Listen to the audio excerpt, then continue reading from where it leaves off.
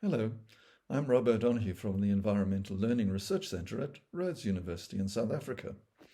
And in our handprint care work, we were thinking about bringing ESD into the curriculum and working on this for a long time without realizing that we were asking the wrong question and that we needed to think of it from a different angle. In other words, how can ESD be a subject teaching process? We're not bringing it in, but we're transforming subject teaching into a process of communicative action learning for reorientation towards more just and sustainable futures. And Norbert Elias describes how, in the end, knowledge can only fulfill its orientation process or orientation function only if the voice and thus the communicative function is brought back to life. So, in our work on handprint care, we started to approach it as a rethinking of education around the 5 T's of action learning. And we did this research for UNESCO on how learning and training environments are changing in 2018.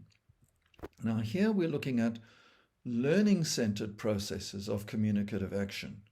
And immediately it strikes us that the cognitive, social, emotional, and behavioral differentiation for subject teaching was actually designed for exams.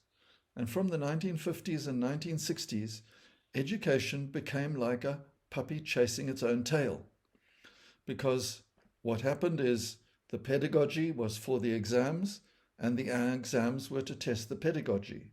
And unless we move out of this, away from this separation into a more active learning approach, where we're looking at leading questions and shared concerns and shared purpose in our curriculum work, we're still stuck. And a tuning in process often is important in a communicative learning process because it leads to questions that the students are asking. And then with this, we get talking and thinking, which is how we begin to share concerns in a developing process. And then we get into the touch and take action, where we explore things in practical ways. And this provides us our shared purpose. So this is one way of starting to rethink education, which means that we need to be teaching our subjects in such a way that they become communicative processes. And the 4 action learning steps to sustainability in subject teaching is one way of doing this. At the moment, we have, as Anne Edwards describes, we tend to teach, task, and assess, a 3-step process. But we can expand this around a tuning in process where we raise matters of concern. The students are able to look at leading questions, and then they're looking at shared concerns and into a process of communicative learning, where how were things in the past can be an opening up process around story sharing, startup for tuning in to how the emerging matters of concern have been produced and produce the problems and risk that we now face today. Then, through action learning around step 2, how are things today we can look into and do depth inquiry to find out more and to get in touch with the local matters of concern. And then talking and thinking together, working around what we found out, we start this communicative learning. What does this mean to us today? We can deliberate local concerns. We can use the Sustainable Development Goals to work out what can be done to resolve these problems.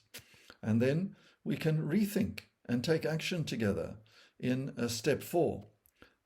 How can we make things better and more sustainable together? And we're looking at taking action together to try out potential solutions that can resolve these concerns. So in this way, what we're doing is we're moving into the way we teach subjects as a communicative process of engagement to provide orientation in a changing world. And we can review and reflect. So we end up with this iterative type of process in our subject teaching. as a simple expansion from instruction to construction through a communicative learning process. And here are some references that you might find useful to explore, to deepen your understanding, and to rethink things in ways that are relevant to your teaching circumstances.